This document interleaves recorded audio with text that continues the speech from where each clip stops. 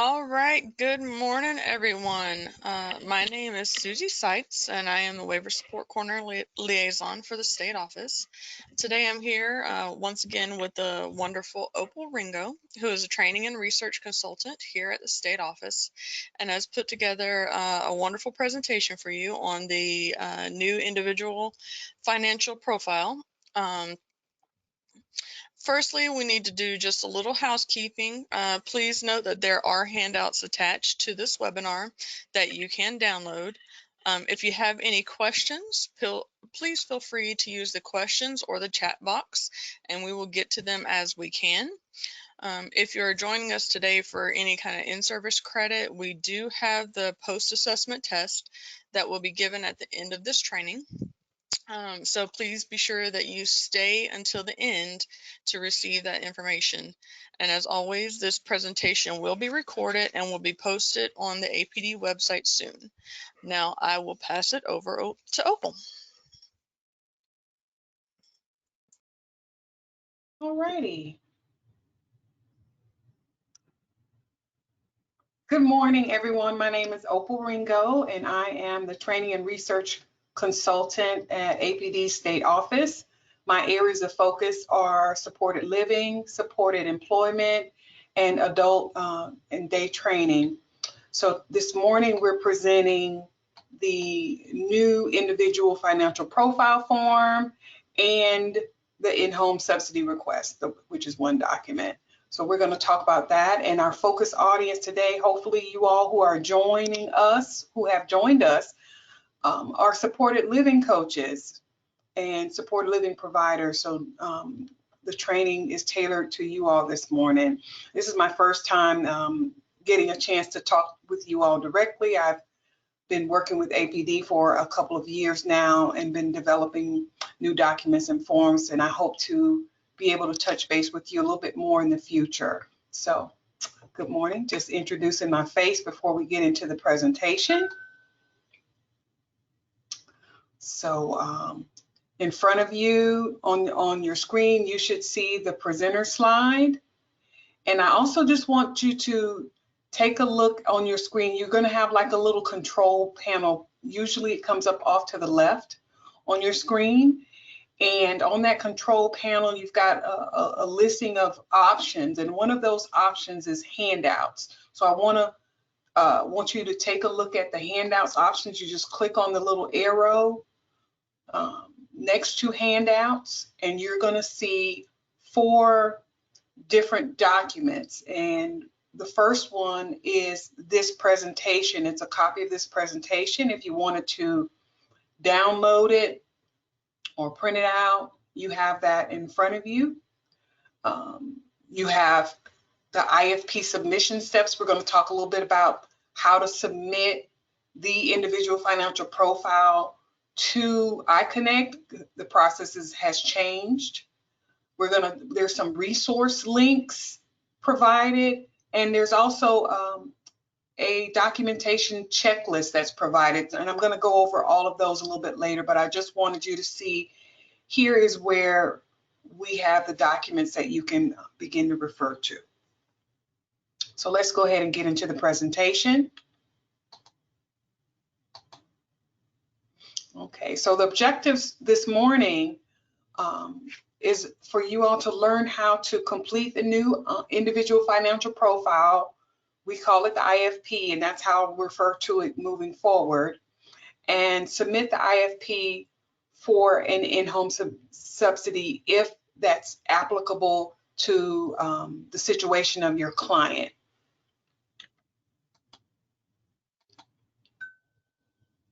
Okay, and before we talk too much about the IFP, I want to start off with making sure that we all know what the in-home subsidy is, because some of you may not have had an opportunity to apply for one, or a client who had the need for an in-home subsidy. So an in-home subsidy is financial assistance that APD may provide to a client in supported living that's living in their own home. So that own home phrase is very important. And an in-home subsidy is based on the needs that are identified in the individual financial profile, the IFP, with supporting documentation. So that's what the IFP is. The in-home subsidy is, and there are two types of in-home subsidies. APD may provide an monthly in-home subsidy to clients who need that financial support for a set amount of time. If there's an issue where they don't have funding, so to speak, to pay for their home or apartment, or they don't, maybe a roommate has moved out, there's a situation where there's a monthly need for support. Then there's also the startup in-home subsidy, and that's for when individuals, they're moving into their own home or apartment, and they need assistance to cover those startup expenses, the moving expenses and the those startup renting expenses. So that's what the startup in-home subsidy is, and those are the two types of subsidies that APD is providing moving forward. And a client may be approved for a monthly in-home subsidy or a one-time startup, or both, based on their identified and documented needs, the needs that they demonstrate that they have. And we're going to get more into that. So our total agenda for today, we're going to talk about the purposes and uses of the IFP. We'll talk about those briefly. The IFP rules and requirements of submitting them, all about our rules, anything that applies to the IFP, we're going to cover that.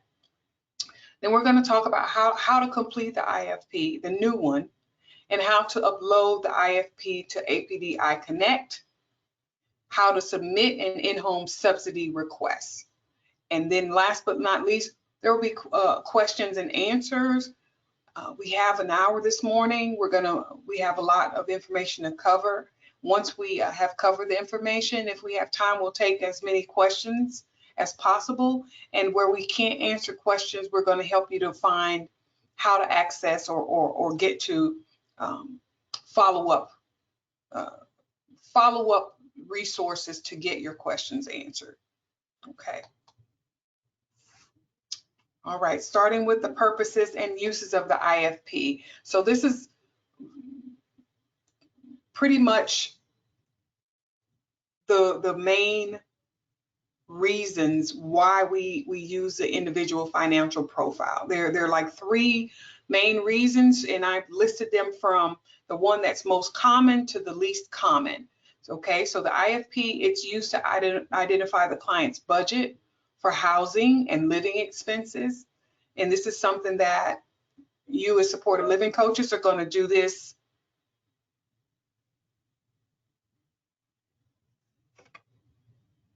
Hold on a quick minute.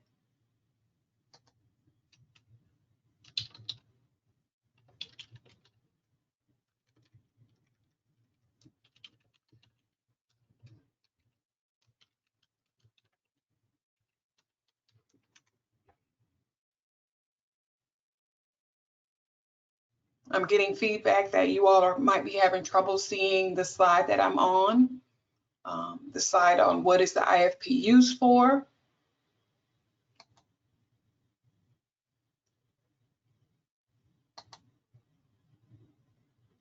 Okay.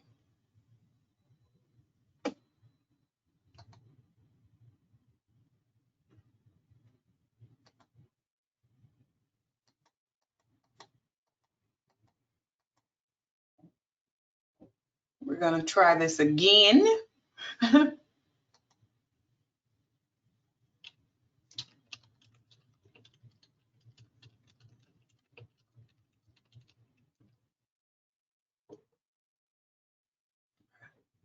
Let's see if we can move along.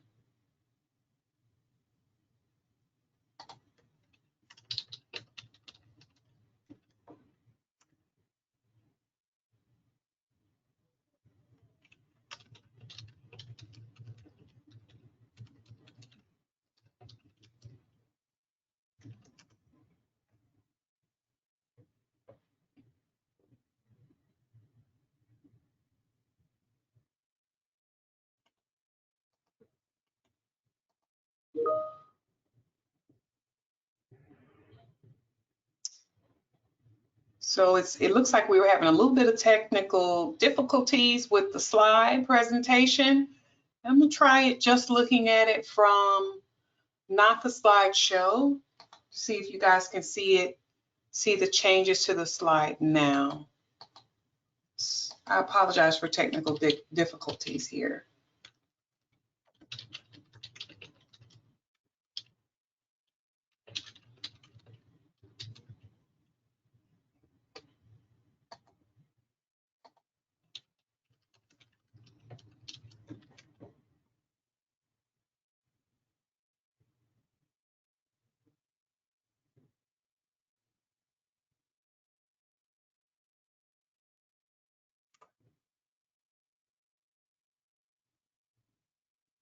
All right, so we are having some interesting difficulties. Here's what I'm gonna ask you all to do. Open up the handouts where it says the IFP presentation handout. And if you guys would take a look at that handout, I'm gonna close this up.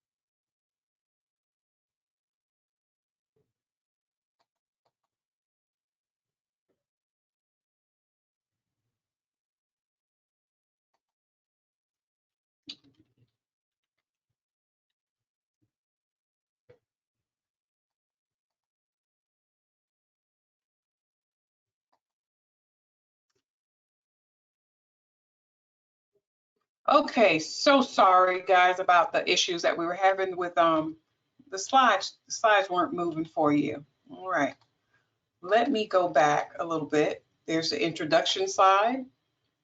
We talked about our objectives today, the in-home subsidy, the uses and the purposes of the in-home subsidy, our agenda we covered, and I was here talking about the uses of the IFP currently.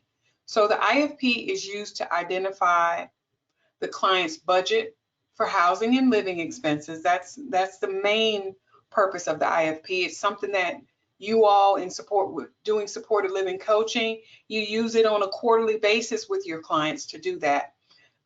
When clients move into a new place or they're about to transition into a new home, it's the IFP is used for also to look at moving and startup costs.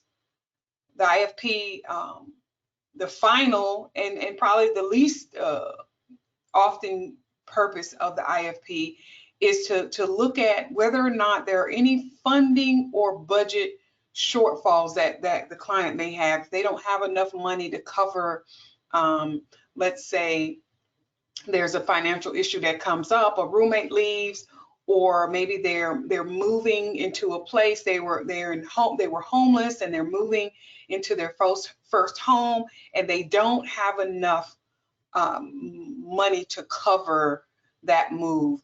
That is something that the IFP can be used to identify. So anything to do with a person's finances, that's the purpose of the IFP, is for you to work with those clients and look and see, okay, where are we financially? If we put them in a home, are they able to meet their financial obligations? And if there are any issues with that, the IFP is supposed to help identify where any financial assistance is needed. And that, of course, is where APD comes in with the in-home subsidies. All right, we're going to move to the next section, rules and requirements. So let's talk about where you're going to find rules that relate to the IFP. So you all have access to the iBudget handbook, and any requirements that APD has for the IFP is going to be in that iBudget handbook. And all providers must be in compliance with the iBudget handbook. So that is one of the rules that we have, one of the Florida Administrative Code rules, 59G-13.070. And so that is like a comprehensive rule, is that what's in the iBudget handbook is what we require as an agency to serve the clients that we all serve. And the rules for using the IFP to request an in-home subsidy are in Chapter 65G-13 of the Florida Administrative Code. This is in the individual and family supports chapter. So we're going to talk a little bit more in depth about that, because I'm sure you all are familiar with the iBudget handbook, but you may not be familiar with Chapter 65G-13 and the rules that apply to in-home subsidies.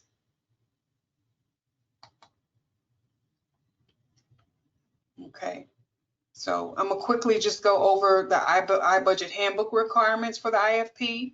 Supported living coach responsibilities include assisting the client with completing it, submitting the IFP to the waiver support coordinator within 10 days of the onset of services. So once you start serving your clients, you're going to submit the IFP. That's the first documentation that's completed. And that helps you all to know, if you're working with them to place them in housing, that helps you all to know, okay, here's their budget. So that's the reason why it's the first document that must be submitted.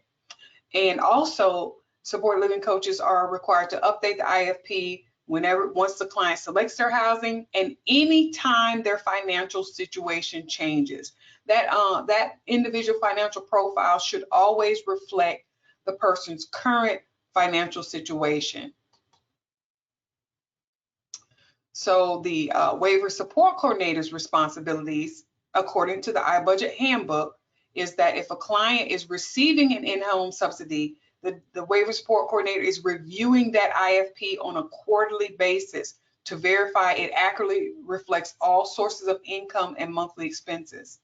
So they should be doing that at a minimum on a quarterly basis. If a client is in supported living, does not have a supported living coach, and receives an in-home subsidy, the WSC is also going to review the IFP quarterly to ensure it accurately reflects all sources of income and monthly expenses.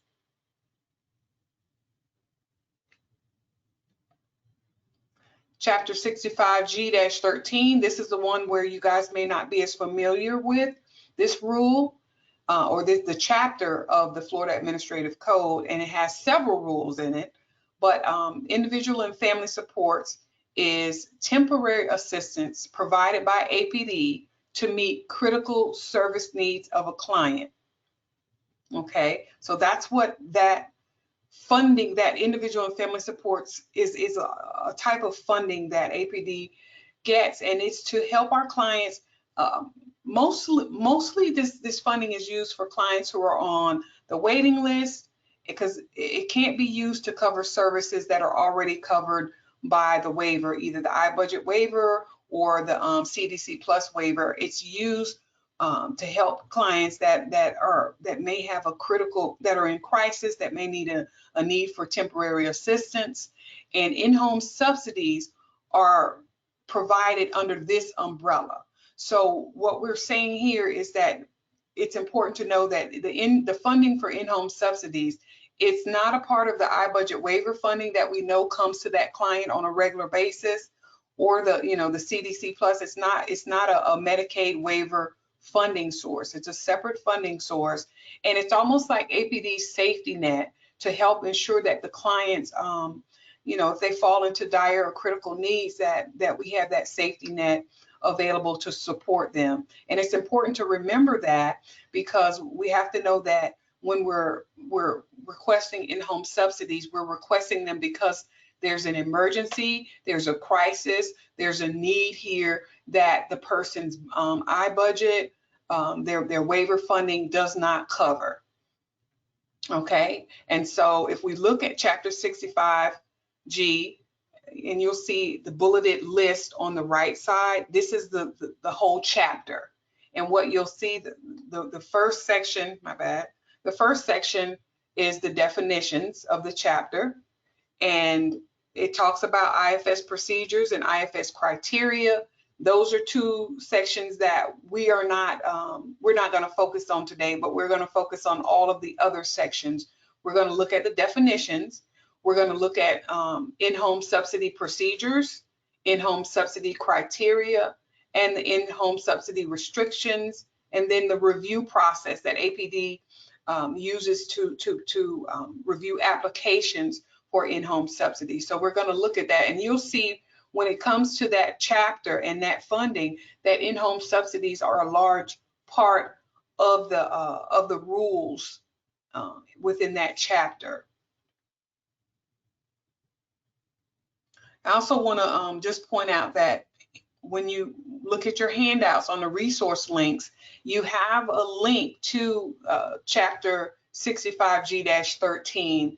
So if you want to take a look at it yourself, you can also take a look at it while we're going through it in this presentation. So let's start off with the top of the top section of chapter 65G-13, which is the definitions. And there are several definitions in there, but for our purposes, we want to focus on some of the ones that are important. You can take the time to review them just to have them in your mind. And just to know this is important information. One of the most important things is understanding what a family home is versus a person's own home. Now, a family home is where our clients, when they live with any of their family members, anybody that's related to them, is considered their family home. Their own home is when they live independently. And this is when they live independently in a house or apartment, or some type of living space comparable to that. It could be a townhome, a condominium, any type of housing setting that meets community standards for a home. So I'm not talking about like a Motel 6 or something. I'm talking about a home that within their community, these are the kinds of homes that are available, the kind of permanent residents that are available to meet people's needs, and they live in their own home. They have control over that home. They own it or rent it. They control it, and they occupy it as a primary place of residence. That's their home. The home must meet those HUD housing quality standards that are in the initial housing survey. Please note that the initial housing survey is based on HUD housing standards. So it's important for the housing to meet that basic level of quality for it to be considered safe and meeting a standard for the individuals that we serve to live there. It can't be a family home. They can't be living with family members. And it cannot be like a licensed residential facility. So it is not meant to be a group home. So that's the difference between family and own home. We get a lot of questions up here about family homes versus own homes, or what qualifies as a home for supported living settings. And please note, if you have like a specific question about that, you can email us directly. We're going to show our emails at the end of this presentation. But those homes, the idea of own home means that the person owns it, and we're helping them as supported living coaches. We're helping them to learn how to live independently in their own home.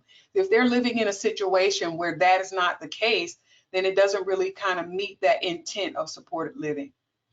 Some of the other words that are important: medically necessary. Supported living services are medically necessary for the client. If a client is in supported living, it means they need it to be able to live independently. They couldn't live independently without the supports that you provide. You all provide training and coaching to help them. Imminent serious jeopardy.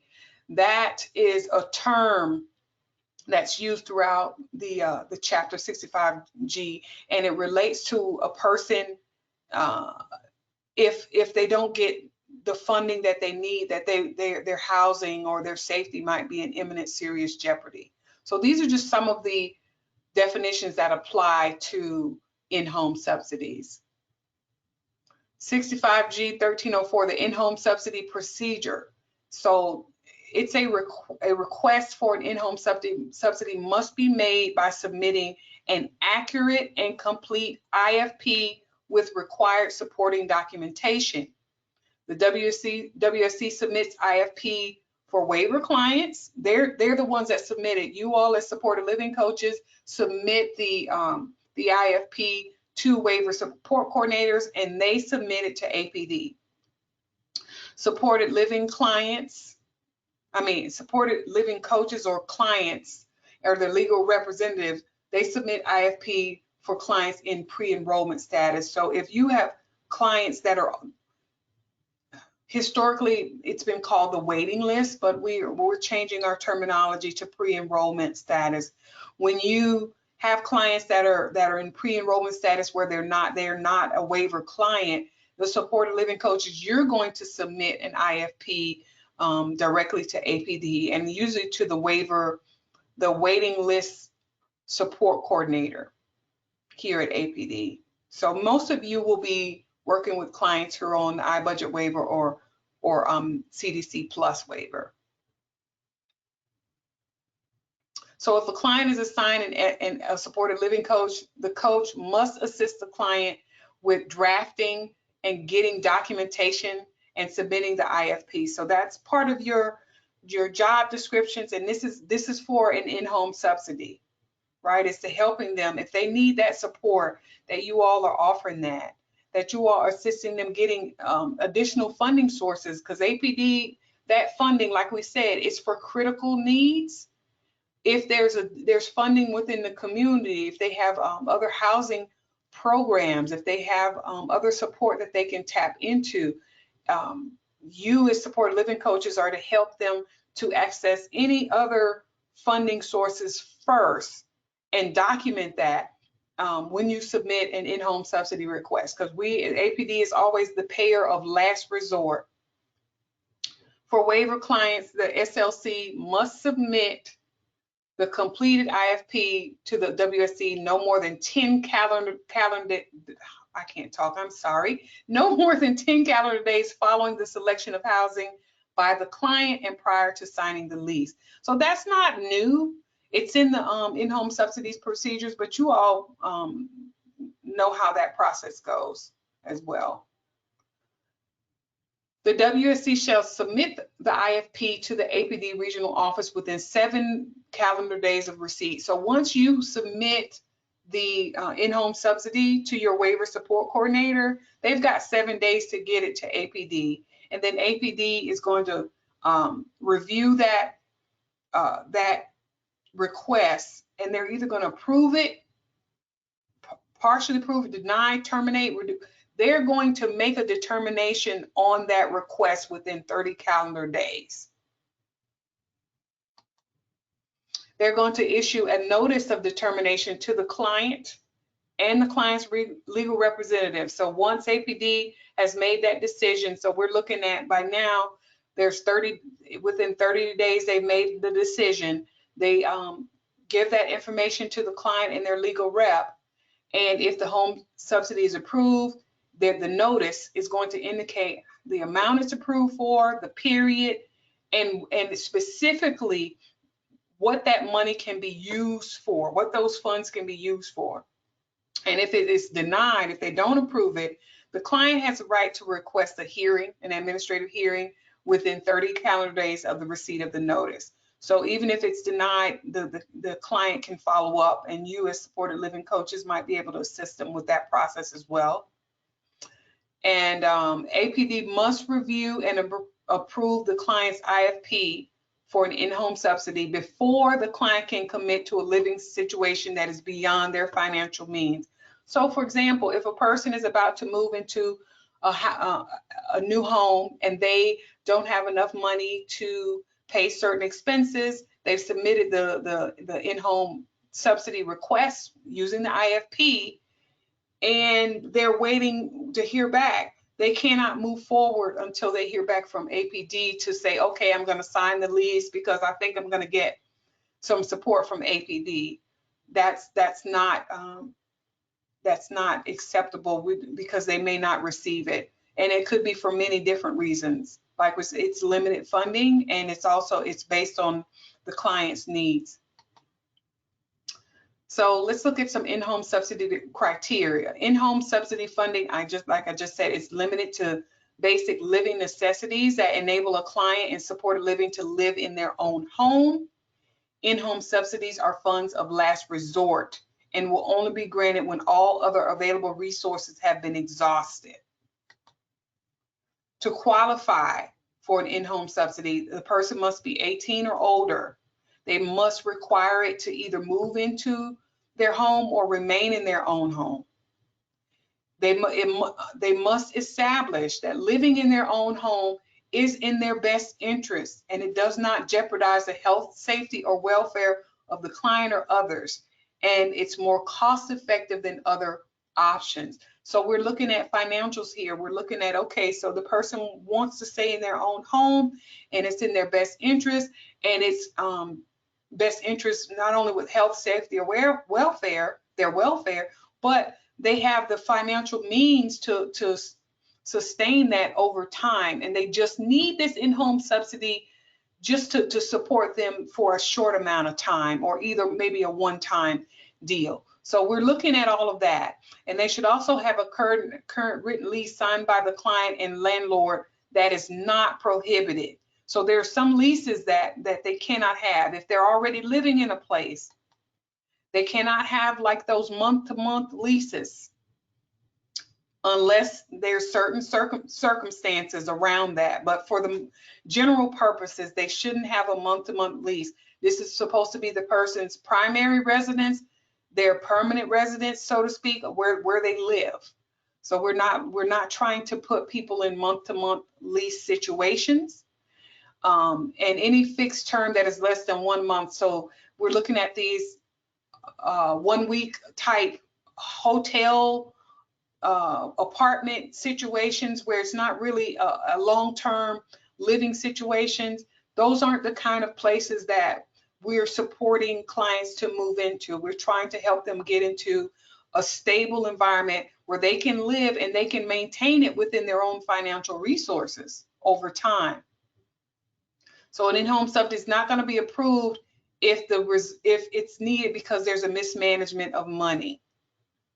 APD is not reimbursing startup expenses that the client incurred prior to receiving approval for a startup in-home subsidy. This is why we're saying they need to wait until they get that approval before spending any money to move into a place if they are dependent on the subsidy to live there. And then please note also, APD may not have the funding. So unavailability of funds might be a reason why the subsidy is denied. So those are some things to consider. And then when we're looking at what can this subsidy be used for, here's some things that they can't be used for. Subsidies cannot be used to pay for mortgage, the principal and interest of a mortgage, or insurance, homeowners insurance, or property taxes. So anything to do with owning someone's home, APD will not be paying those things. They won't be paying for improvements to the person's property. There are a lot of other resources in the community that may help a person who's struggling with their mortgage. And but APD will not be doing that. We will help with individuals, maybe with in their apartments for rent. But if a person is moved into their own home, they really also need to have an emergency fund. They need to, if they've saved up enough money to buy their own home, an emergency fund should be something they've also saved up in order to support in case anything happens. General repair and maintenance of property, again, like all of those things on the left side, all of those bullets on the left side of the screen have to do with maintaining a home.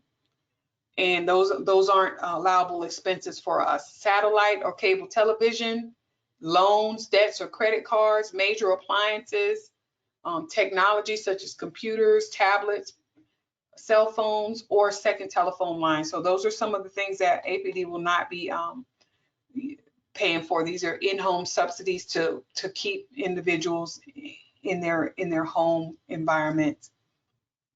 APD can review any in-home subsidy for compliance with the rule FAC 65G-13. So that what that means is APD may take a deeper look at the subsidy to see how the money is being used. It should be used in a manner that is described on the notice. Like if the person is approved for a subsidy and they receive that notice, they have, the notice tells them exactly how that money should be used. APD may come back and check and say, okay, well, are they using the money for that purpose?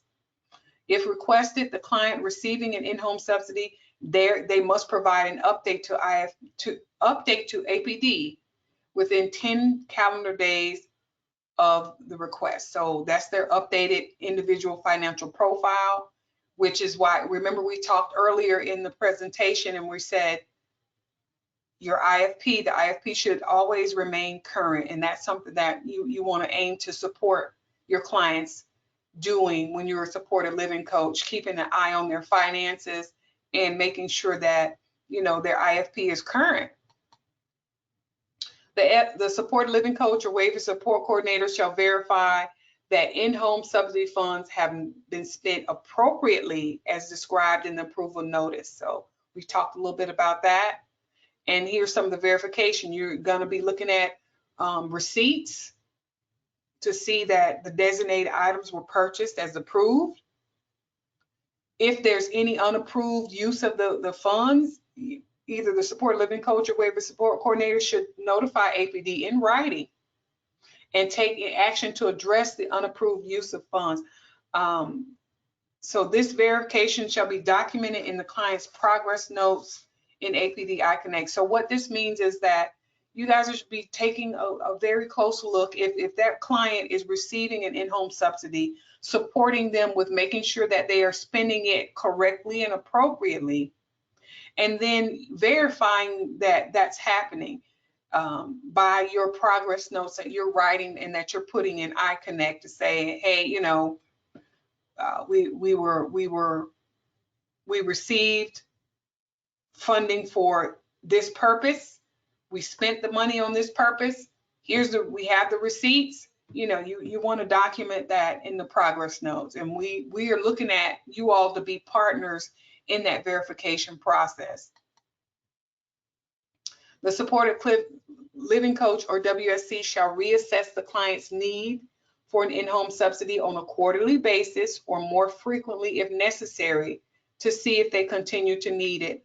So, you know, that's something that you all will continue to do. You're monitoring their finances using that individual financial profile form. If they have an in-home subsidy, you're keeping a close eye on that and making sure that it's still needed, because as we said, these are limited funds. We want to make sure that we continue to have them for a safety net for all of our clients in need. And we're asking our partners to help us to be good financial stewards.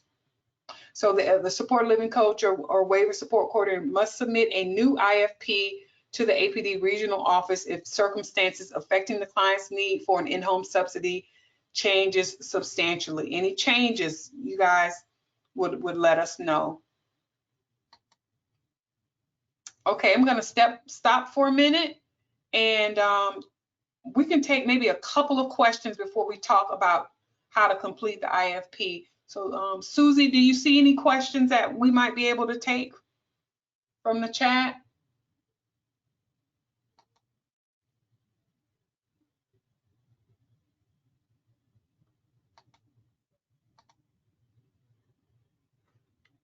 Okay, all quiet on the Western Front. We're going to keep on moving.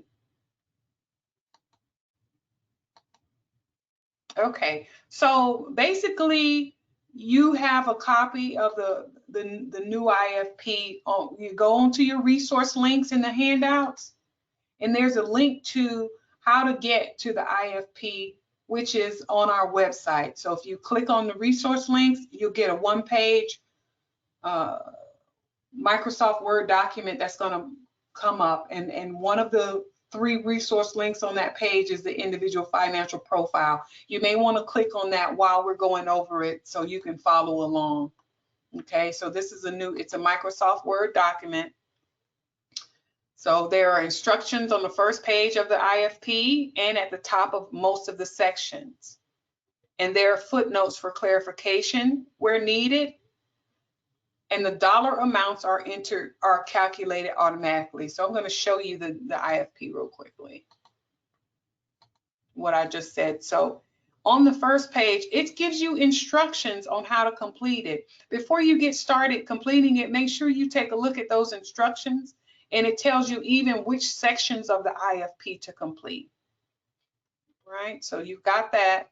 And like I said, at the top of some of the sections, there's information, additional instructions. This section doesn't have, this is the first section, there's not additional. It's self-explanatory. You just put in the information as you go through it. But you see in section 2, it gives you a little bit more information here. So make sure that you read the instructions at the top of the section if there's information there. Section 3 is the same way. It gives you some instructions on how to complete this section and some footnotes here for certain things. So making sure that you just read it. We tried to make this document as self-explanatory as possible. We also had supported living coaches to review this document. So we've kind of gotten the seal of approval from people who actually use this document. And we made improvements to the one that was presented before, the old IFP, which is at the back of the handbook. This one, as I said, just making sure that you read the directions is going to be key to completing it correctly. It's not very different from the old IFP, but it does, you can just go in here and fill out the client's name here, and you hit the tab button. It takes you to the next button to click. So that's it's much more user friendly as a Microsoft Word document for you. Not only can you just go through, enter and tab all the way through the document, you also have places to enter some notes here a little bit. There's plenty of space, like here you can type several notes, so to speak, and this form just moves down a little bit. But you have places to type your notes, and you have, let me go back and take this out. You have this column here where the items are totaled for you. It's calculated for you automatically. So whatever information you put in here, you put $1,000, you're going to see a little blue spinning wheel. That doesn't mean it's broken. It just takes a minute to calculate. Did you see that? I hope you all saw that where it said Word is not responding. Please don't think it's broken. It just takes a minute to calculate when you're putting information in. And that's it. This one is taking a little longer than normal. It's probably because I have a lot of things open, and it's a Microsoft Word form. And when it calculates here, what it's doing, it's not only calculating there, but it's completing other sections. It's filling it out as it goes. So it takes a little second, but it's not really that long. If you don't have anything to add, just leave it blank. And so, let's say you filled out that section and that's it. That's all of the monthly income the person receives. You move on down to the next section and you just fill out the spaces where you need to fill something out. And it's, like I said, it's pretty simple. Don't mind the blue wheel.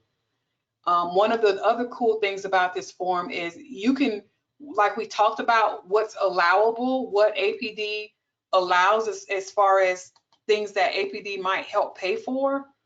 In the case where the client, demonstrated that they had a need for assistance, it shows the NA for items that are not allowable. So you already know that things like internet and television service and the principal and interest of a mortgage, they're not allowed. You don't have to go through the rules. The document kind of it speaks for itself, and you can see, okay, these things are not going to be included if APD were to grant this person a an in-home subsidy. These things would not be included there. So that's helpful, those NA sections of the form. But like I said, the totals are going to automatically populate for every section.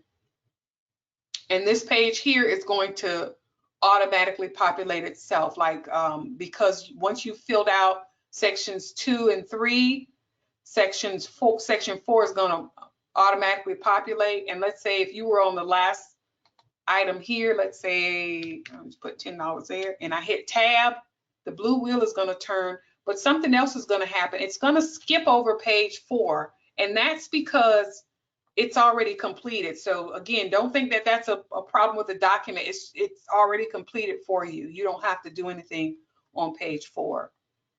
And then this is, you would fill out this section if there were startup expenses.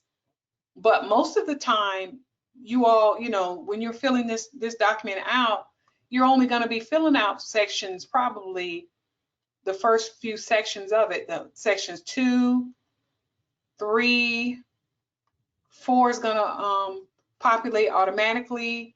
Startup expenses only if it's the person is starting up in their new apartment or home.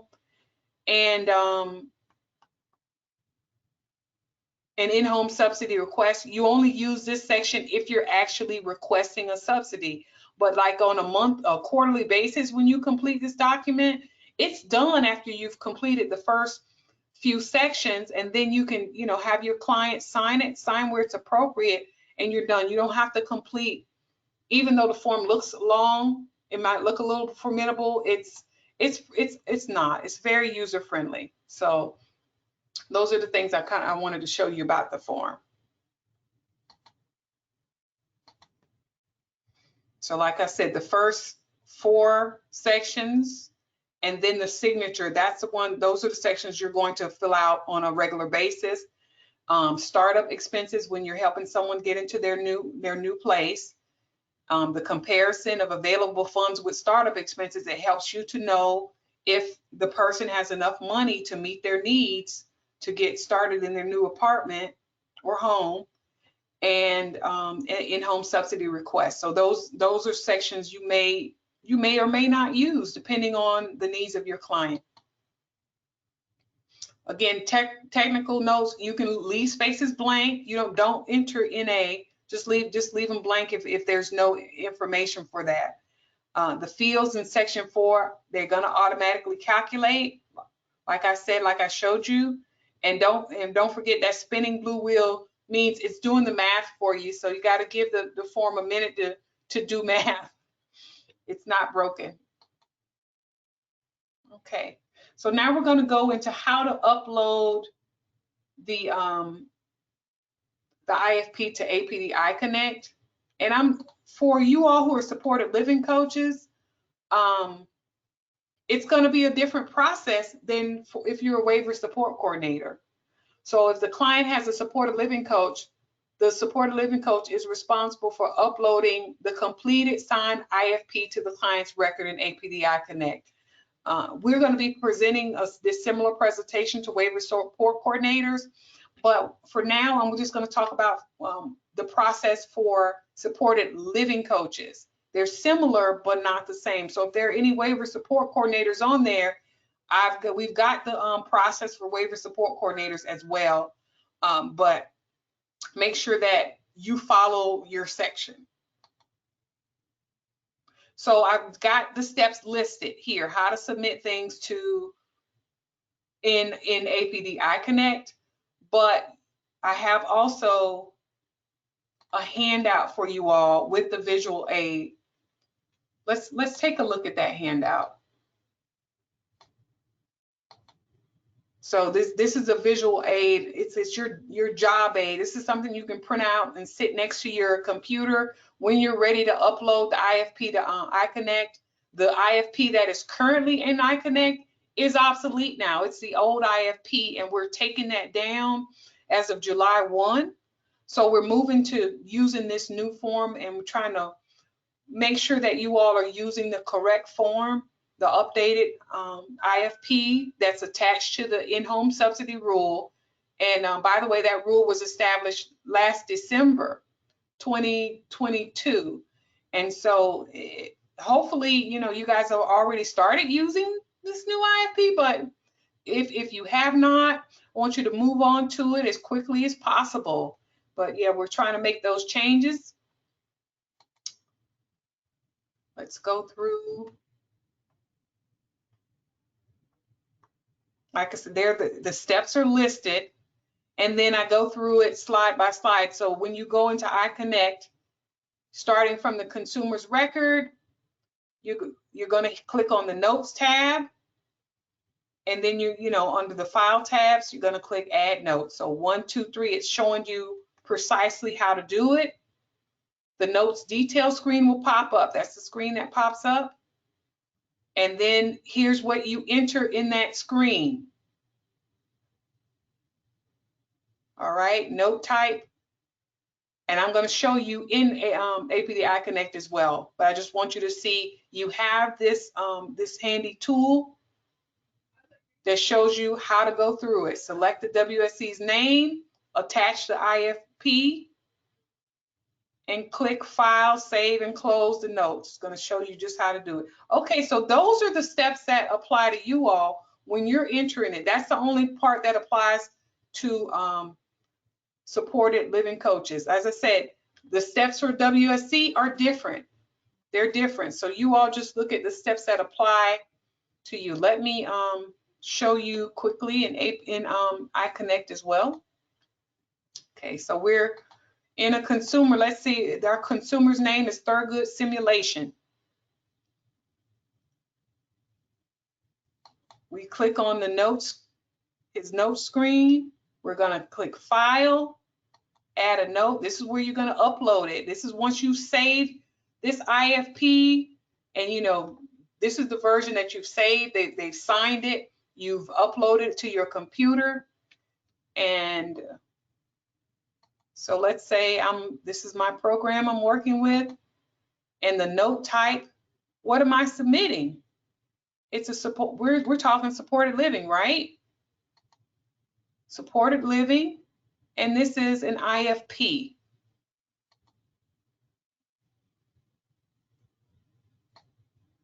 Hold on, let me see, what did we say we were going to call this?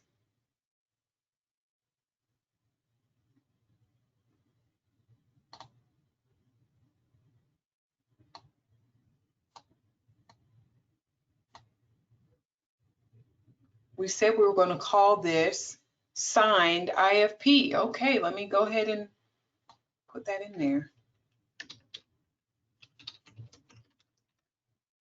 All right.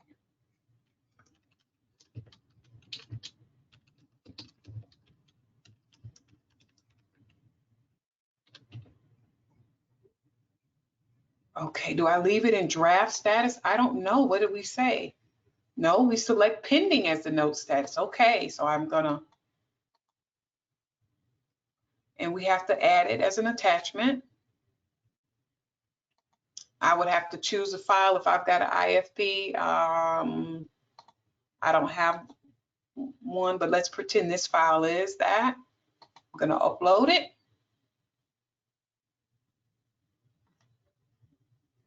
You see it? That's my file that I uploaded. And then because I'm a supported living coach, who is going to receive this note? The waiver support coordinator. So I don't have the list. It didn't pop up. My list isn't showing as a but for you, when you open this box up, your list is going to show the waiver support coordinator's name, so you'll be able to get a hold of that person's name. Okay, so these are some names. Let me see if I'm listed in here. I'll send it to myself. Okay, there we go.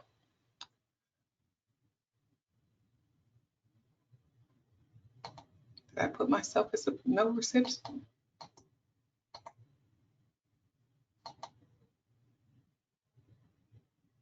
Oh, okay. I did not see that. Here we go. Okay, now we can see my name is now on there as the note recipient, but you will be sending this to your waiver support coordinator. And then what do we do last? File, save, and close the note. And that's how you enter the IFP into APD iConnect. And like I said, the steps are listed here. The steps for SLCs are listed here. You also have your handout to walk you through the steps.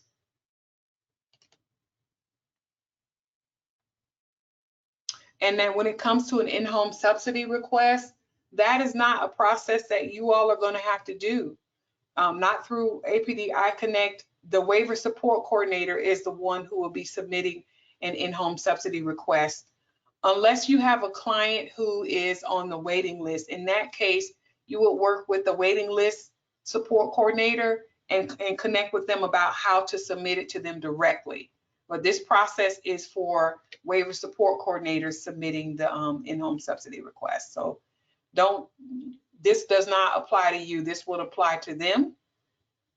And let's talk about some questions that are pretty normal when it comes to the IFP. The top question that we always get is, what if a client refuses to provide financial information to complete the IFP? And so if a client doesn't provide that financial information to you all and they don't need a subsidy, you're still going to have to go through that same process that I just showed you. You're gonna fill out the IFP with as much information as you can. Then you're going to have them sign that they've refused, sign off on the IFP that they've refused it. They've refused it.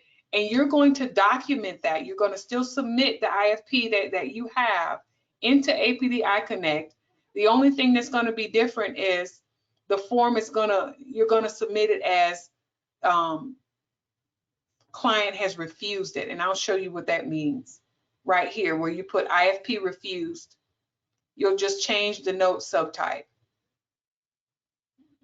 This is an example. The signed IFP is attached. The client refused to provide financial information.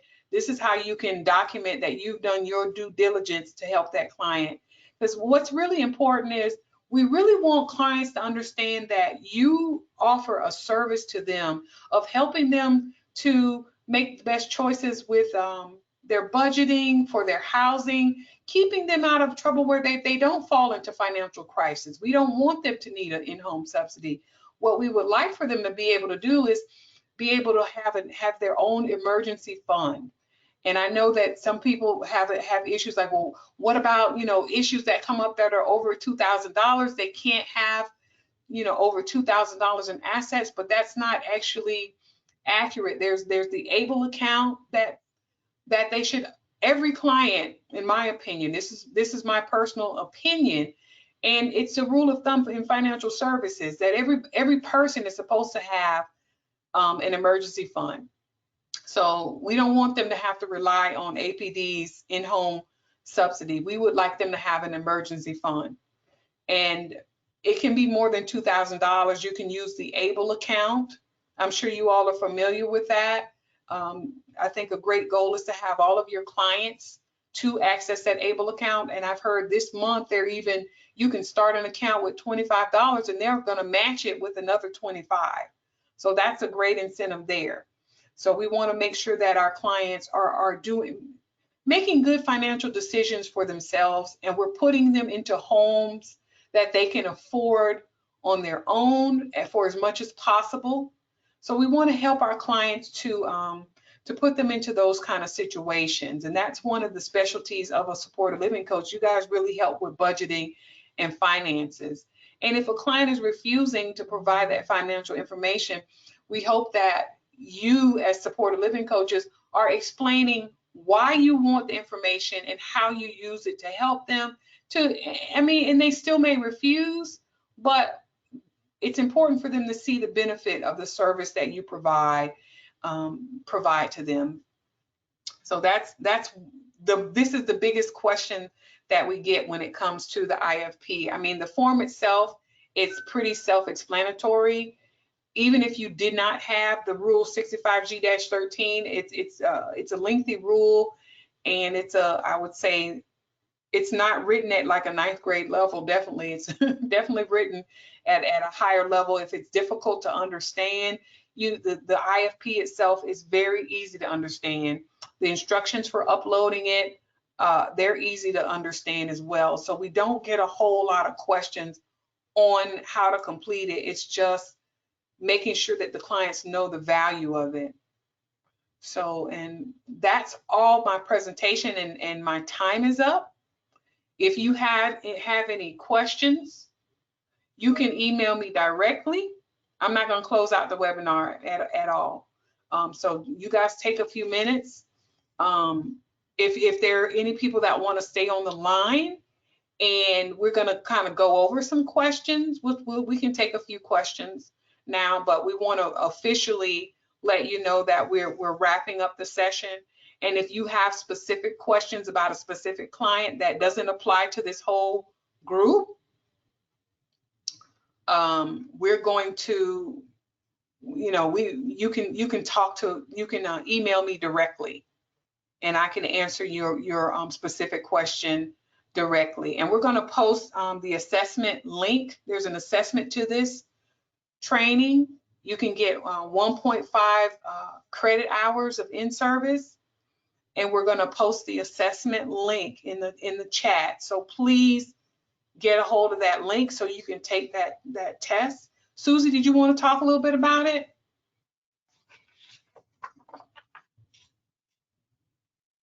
I've posted the link in the chat already, so for those that need it, if you can't get it from the chat, then there should be an email that goes out about an hour after the webinar is completed, and it will be open until 5.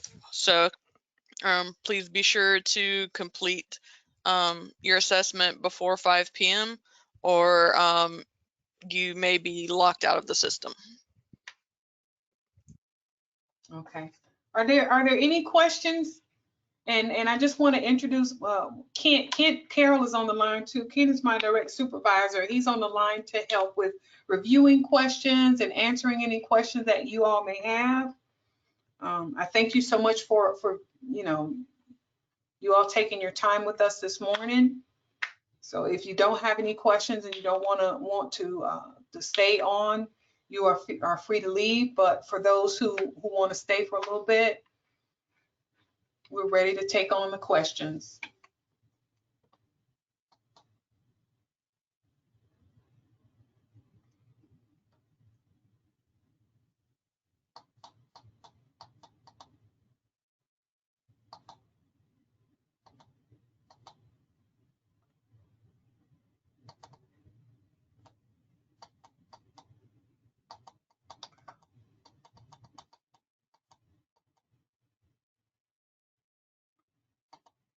Susie, are you getting any questions that you wanted to follow up with?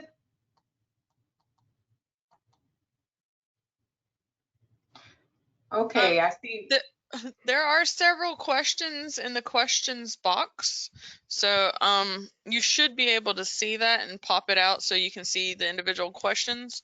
Or if not, then we can I can send them to you once the webinar is over. Okay, I got it, Susie. Okay, so I'm seeing the first question. I don't see the handouts. Can you put them in the chat or email them? And I hope that you all can see them. They're above the chat. There's a handouts option right above the option for chat, and you should be able to get a hold of them. If you personally do not have access to that, my email is there. Send me an email. I will send them to you directly. But you should just take a look and make sure that you don't have them. It's directly above the chat box. And someone asked, this new form starts July 1st, correct? No, the new form started December of last year. It became available, But as of July 1st, we're cutting the old form off. So it's going to be pushing people to start using this new form. And it's going to, especially if they're requesting an in-home subsidy, because the in-home subsidies won't be approved on that one.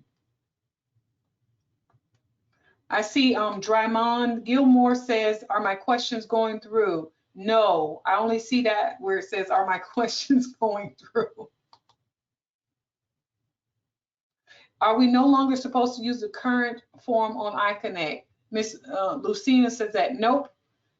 Move over to using the form that's attached. You can fill it out and just attach it to put the handout in iConnect as as an attachment to the note. You're going to put this new paper-based form in iConnect. Eventually, we will get this new form as uploaded into iConnect as a form, but for the time being, we're using this paper version until our iConnect team can get it loaded into iConnect, and that may take a while. And by a while, it might take a year or more. So we want to go ahead and make sure that you're using the correct form.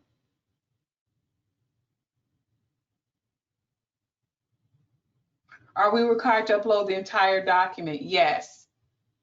Whenever you're completing it, upload the whole thing, not just the signature page. Since IFP is already in iConnect, it won't be the same IFP. This is a different one.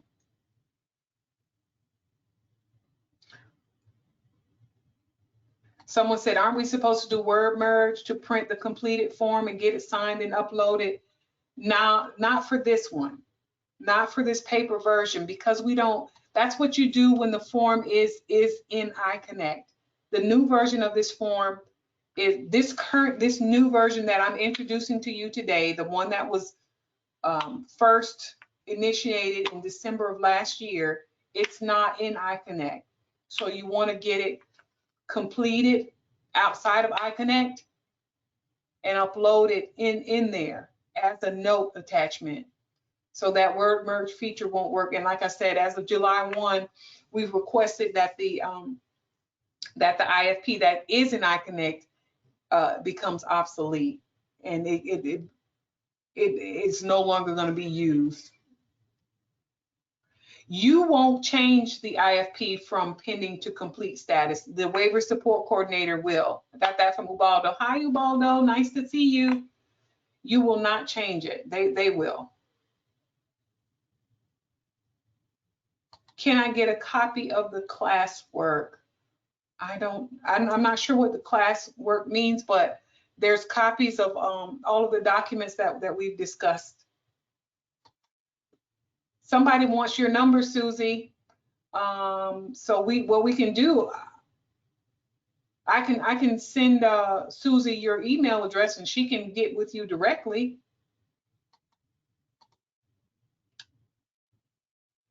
Okay, Miss Cynthia mentioned that she cannot see the handouts as well. They should be on your control panel. When you're in a webinar, there's a control panel. It usually appears, for me, it appears on the right hand of the screen, and it lists everything that I can do. So there's handouts and there's chat and there's like things like that. Oh, Susie asked for those requesting her number, if you would just email her. Can the form be accessed through APD's website or through iConnect? Ms. Cheryl Hunter, that's a great question. The new IFP, okay. The new IFP, it can be accessed through APD's website. You have a copy. It's a Microsoft Word document. You can download it and keep it on your computer, and then work on it, print it out, and have your client sign it. So it's a paper. It's like the Microsoft Word version, and a paper document. You get it signed, and then you save that and upload that into iConnect. Can the handouts be emailed to everyone? Susie, that's a technical question that you might be able to answer, whether the handouts can be emailed to everyone. I'm not sure. I'm not sure if I can do it to everyone, but I'll give it a try. But I have already had several email me that I've responded to, so I will try to do a mass email. But if not, then feel free to email me Okay. individually. And yes, someone asked also, can the IFP be accessed through the APD website? Yes, it can. Let me just show you quickly where it is.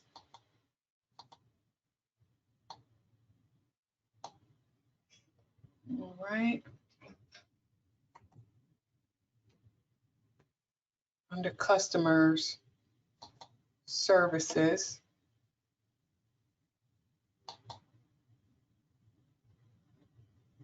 There it is right there. It's on the supported living page, which is under customers, and then services, and then supported living. And I just also want to say, by the way, guys, that coming soon, we're going to have a new page that's going to be geared towards supported living providers. We're in the process of finalizing that web page of the layout of that page. It's going to be up under providers.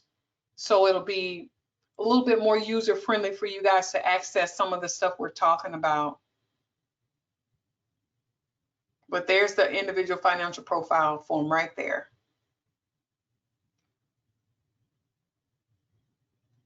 Can you put a copy of the agenda? The agenda is embedded in the presentation. It's like on page 4 or 5 of it.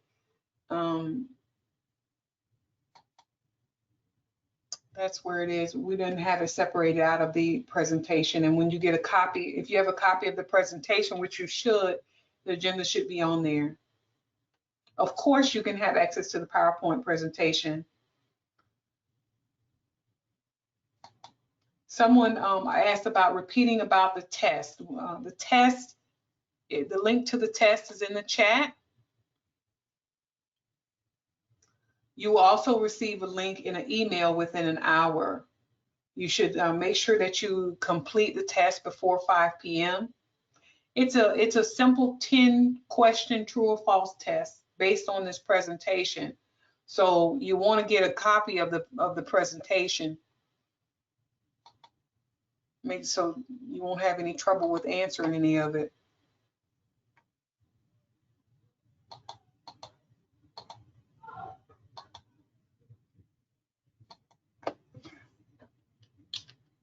I'm going to put a link.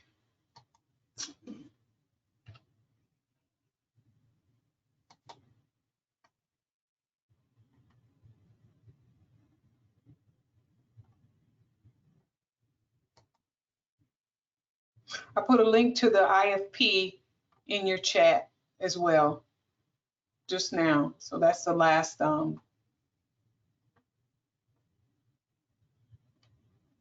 link in there. One of the handouts also, I just want to refer to it.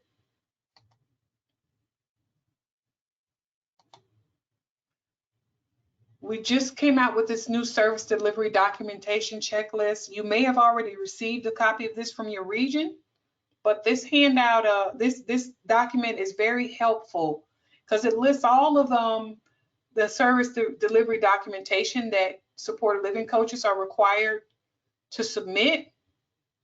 So it's got them listed and divided into sections. It's got what do you do to plan the work? There's the implementation plan, tracking clients' progress, those documents. In this section, these are all of the things that you must, these are all of the efforts that you must document, your effort to do these things, ensure the client's behavior and emotional health needs are met, healthcare needs. So those kind of things that you have to document on one of these 3 areas or in other ways. Forms for essential work processes, those are those documents. What you document for quarterly home visits and meetings. Consent forms that you need. And these are some other documentation requirements, everything that doesn't fit into one of the other categories, and then other health documentation that's recommended. It's not required, but recommended. So there's 8 categories of documentation that supported living coaches are that are on the list for documenting service delivery. And here I've listed the documents that we have and where to find it. So it's like a helpful map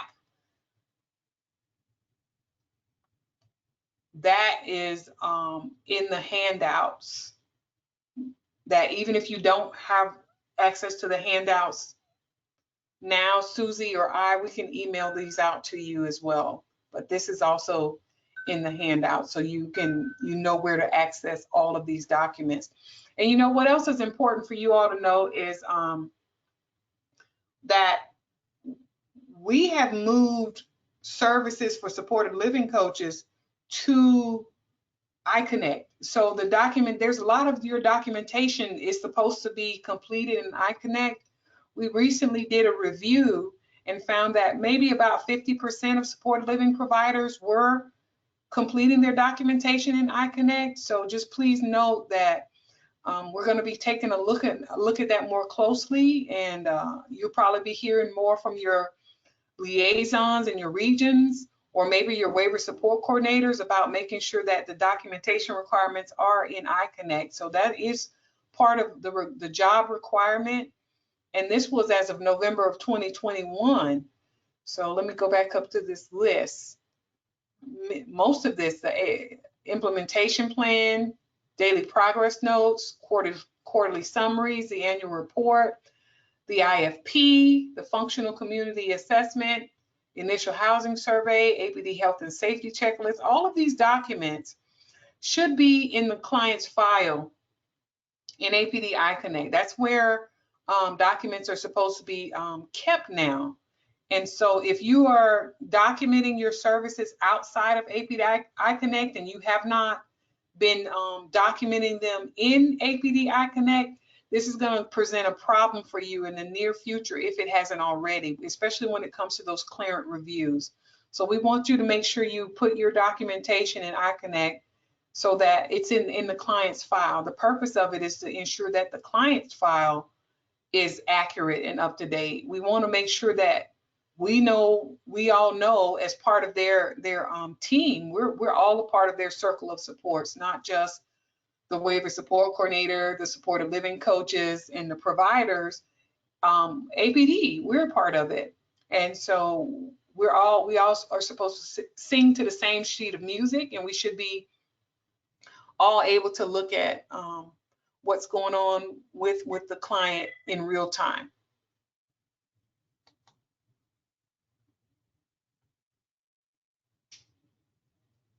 Do we know when the new form will be in iConnect? We do not. There are several items that are waiting. iConnect is moving many service areas to live. They're going live in iConnect as we speak, and so that's what the team is focusing on. And for now, we are just going to upload the new form, the paper version into iConnect.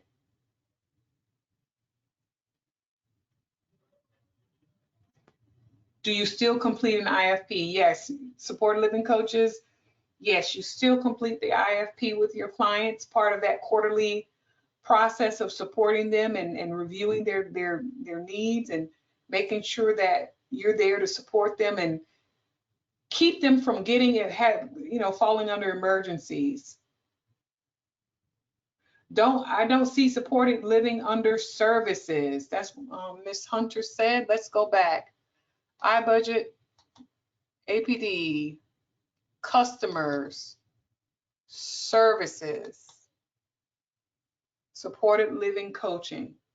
It should be here under customers, services, supported living coaches. It's a list. So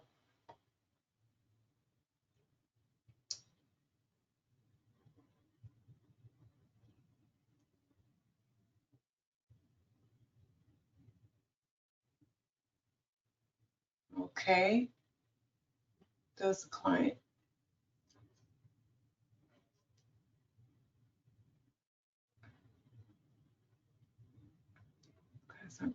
Does the SLC still have, even if the client is not requesting a subsidy, does the SLC still have to submit or complete IFP quarterly or annually? The IFP best practice is to review it. According to the iBudget handbook, the IFP should always reflect the client's current needs, and at a minimum, it must be updated annually, meaning that you have to go through that process of actually reviewing it and rewriting it. You should be reviewing it as often as needed. Now, this is best practice, reviewing it as often as needed, because the idea, the intent is that IFP reflects where that client currently is. The only time that you don't need to be doing the IFP is when the client says, no, I don't want it. And in those cases, you fill out what you know and you keep moving. The point of all of this is to ensure that our clients aren't running into financial trouble. That's a good part of the supported living coach's job, is really helping them with their financial stability. So if you're not completing the IFP, if you're not completing the IFP, the question I would have is, how are we helping to ensure that person's, there aren't any issues with the finances. Now, I know it may be, they may have their own family member that's helping or things like that, but you still want to check in with them. You still want to check in and make sure that everything is going well, that there aren't any financial issues. I just saw something where a person said, what about emergency needs for things like bed bugs and things like that? Let's see if we can help our clients, first of all, to establish their own emergency funds, like we said, and then looking at how to use the IFP for that. Kent, do you have any feedback on using the in-home subsidy for things like bed bugs? No, Opal. I think you gave the right answer there. That you want to have that IFP as as comprehensive as possible, and to address any unexpected things that may come up. But that's pretty much I think you pretty much nailed it. Okay. So let me go ahead and let me look at the IFP one more time. And because it kind of shows you what it can be used for. Like I said, these are the NAs, and the rest of these things, you might be able to use the IFP as allowable expenses, if that makes sense. Some of the issues that the person has with their housing. We really want to get into the habit of, as supported living coaches, to help clients establish good financial practices where they are not succumbing to small financial emergencies. Like I said, for any person, for me, you, or any person, the rule of thumb is you want to have 3 to 6 months of expenses saved up as an emergency fund. So if I spend $2,000 a month in my expenses, then I want to have $6,000 saved up in an emergency fund. Well, you might say, well, that's too much because our clients can only have $2,000. Well, not if they have an ABLE account. And we want to make sure that our clients have that. Have those basic financial supports in place. We don't want our clients to be at, just subject to any type of small financial emergency, throwing their life plan off because of things that come up, because things are going to come up. If we're not helping them to plan for, at least the basic of an emergency, how are we helping them to plan for bigger purchases? Like if they want to purchase their own home in the future. So we want to help them to get to the place of stability. So we want to just be working with them with that mindset, which is why the IFP is so important for us to be using. It's the best practice to be using it I would probably do it on a monthly basis if I were working with the client in supported living. And by the way, I have been a waiver support coordinator, and I have had a client in supported living, and we had to work with him quite often and me and the supported living coach work with him, first of all, establishing the mindset of saving his money, and then second of all, you know, uh, building those emergency funds, getting out of debt, those kind of things that are one of the key areas that supported living coach does that no other service area does. You guys are the only folks that can be fiscal agents that deal heavily in the client's finances. So my expectation would be that you guys are have more expertise on this than I do. So and I was impressed with the supported living coach that I had worked with on her ability to bring my client who was from homelessness to a state of being proud of himself, saving money, getting out of debt, things like that. So that's my hope and my expectation is that you all are helping the clients to get into that mindset. This is best practices. This is not requirements. It's best practices. But the requirement is that the IFP is something that's reviewed on a quarterly basis. I hope that answered your question. And then the final, has the IFP and iConnect been revised to match the IFP on the ABD website? No, it has not. That's why I said that one is going to be obsolete very soon. So you guys can go ahead and start using the one that is attached to this training that is on the website as soon as you are able, but at the least by July 1.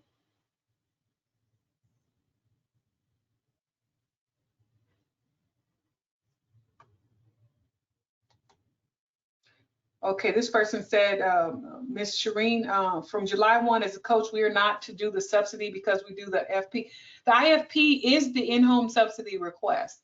So what you do as a supported living coach is you submit it to the waiver support coordinator, and then they submit it. They have 7 days to submit it to APD.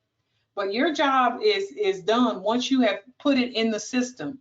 Once you put it in APD iConnect using the process that I showed you, the submission steps that I showed you in this presentation, once you've done that, you have done your part in getting it to the waiver support coordinator. Now it's the waiver support coordinator's responsibility to do their part in submitting it to APD. So they have a few more steps that they have to take once you've done your part. Yeah, the iConnect has helped with removing some of these submission steps where you don't have to submit things separately to the waiver support coordinator. You're submitting your documents into the client's record in iConnect, and the waiver support coordinator has access to those once you've submitted them. So I think those are all of the questions. I'm gonna go ahead because here we're at 11:28, and I'm gonna stop now. And if there are any more questions that you all have, please contact. You can contact any of us directly. You know, Susie, she is the waiver support coordinator, state office liaison, so she is very knowledgeable about any of those kind of processes that deal with the waiver support coordinator throughout our state. Kent is my supervisor, so he is knowledgeable about everything as far as I know, but he's knowledgeable about the rules, the regulations that relate to the in-home subsidy. And my job, as I said, is to bring forward the training, the information to you all as supported living coaches. You will be hearing more from me in the future. And you can also contact me directly. I do a lot of developing the forms and the training and all of the things that come forth from the state office. We work as a team here, and I issue those things out to you all. So you're welcome to contact any of us about any questions that you may have about this presentation. Your supported living, once you are working on the form, or you are working on trying to understand the rule or anything, you can contact us. But like when it comes to that form, if you just have any like quick questions about how to do something, you might just want to reach out to your regional liaison, because they also have that expertise as well. So you have lots of resources to contact. Your liaisons will also be helpful in navigating iConnect. Like I said, there are a lot of folks who are still not using it, to their own detriment. I'm concerned that you may end up having issues with billing discrepancies for services if the documentation isn't in there. So I want you guys to make sure that you get your documentation in iConnect, and your liaisons can help you if you're having any trouble with that. So I'm gonna go ahead and end the session now, unless Susie or Kent, is there all hearts clear? Is there anything else you wanted to share? All hearts are clear on my end. We're good. All right. Well, you all Great have a job. wonderful day. Bye-bye.